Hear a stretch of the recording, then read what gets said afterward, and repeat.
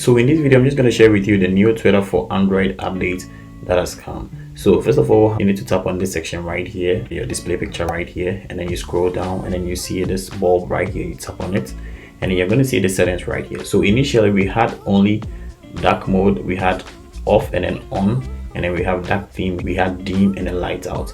So we've had this new settings right here, which is use device settings. So in case maybe I'm in light mode right now and then I just tap on this section, my Twitter is actually gonna pick the user settings I've picked right here. And if I switch to dark mode 2 from here and then I scroll up, my Twitter is actually gonna pick the dark mode theme. So that settings wasn't visible initially, but now we have it right here. So you can just turn it on and then you enjoy your new Twitter update. So if this video was very helpful, just give it a thumbs up. Don't forget to subscribe to the channel and then share it with anyone you think this is going to be helpful to them. And check out this video which talks more about Android 12. And without further ado, I'm just going to catch you in the next video.